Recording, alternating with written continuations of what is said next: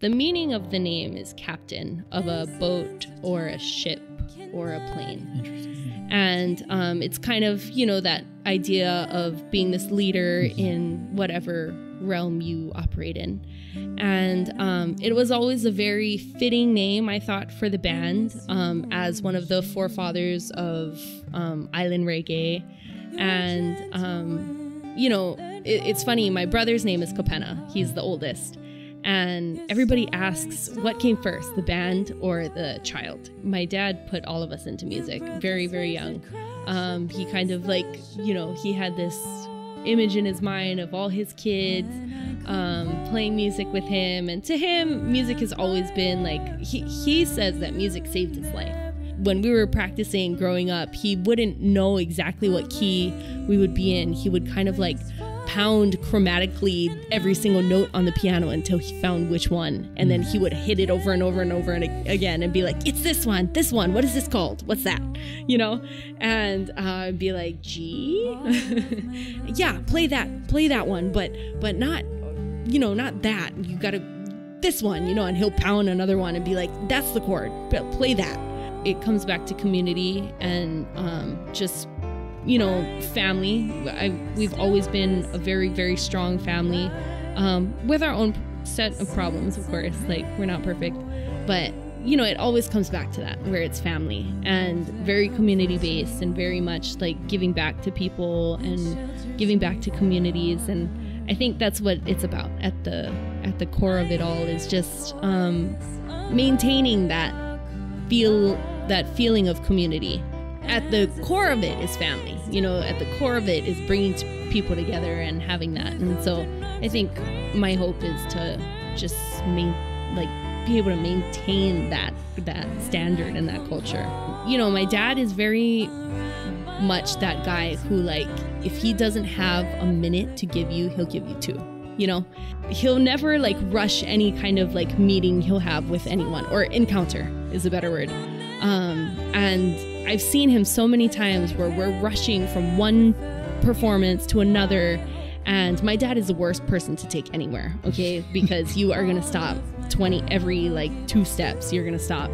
And oh my goodness, walking through that crowd with Kelly Boy DeLima is the hardest and most impossible thing.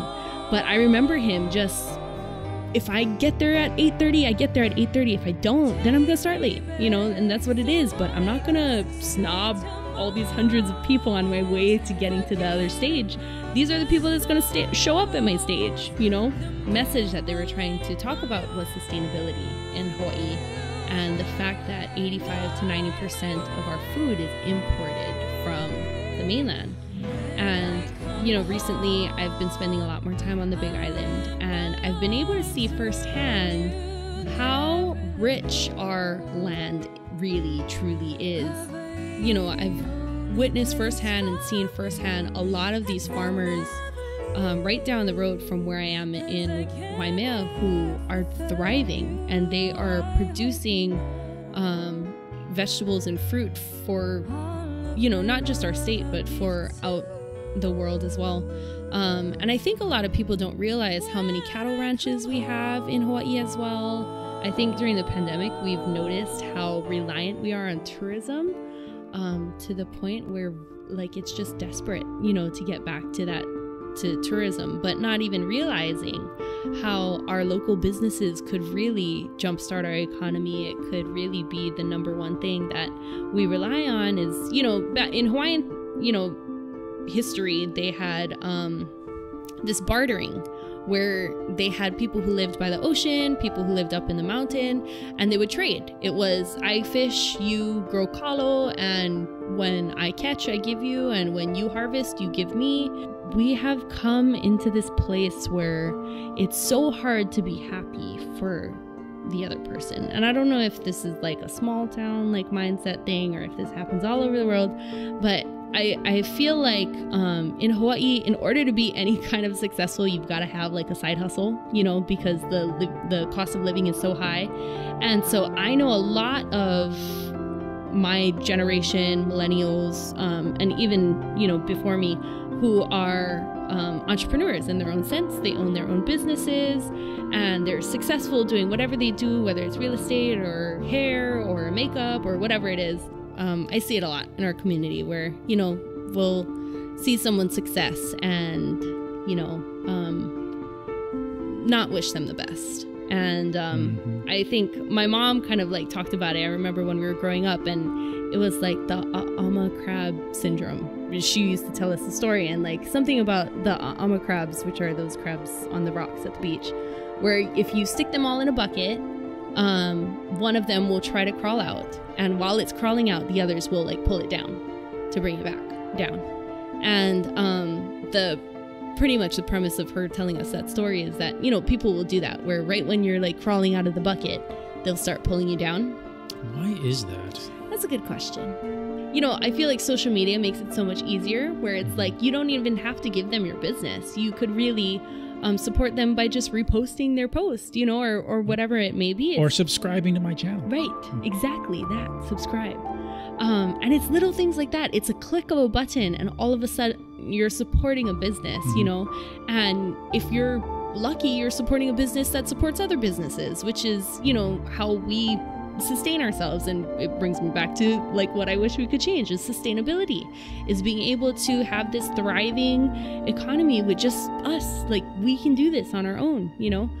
One thing I could change, there was 10. Grow your own food, Hoy. Yeah. Start growing your own food. Grow your own food and be nice. Support local. Support local. Yeah. Yes. Collaboration over competition always. And, you know, I recently ran into a friend at the bank who just told me that they were moving to Georgia. And he explained to me that the cost of living is too high, and he and his dad would have to move, and his dad has lived in their house for 50 years. And, you know, he told me this whole story, and he didn't mean to, you know, like make me sad or whatever, but he was just trying to, you know, like tell me I'm never going to see you again. Probably I'm moving to Georgia. And, you know, it just made me think of everyone else who has grown up here. This is their home, and pretty much they're being, you know, forced to leave. You know, if this is your home after 50 years, I can't even imagine not being able to, you know, live out the rest of my life here. So weird. I know. Who would have thought it's like toilet paper, right? It's just like gone. Yeah, exactly like toilet paper. Yeah.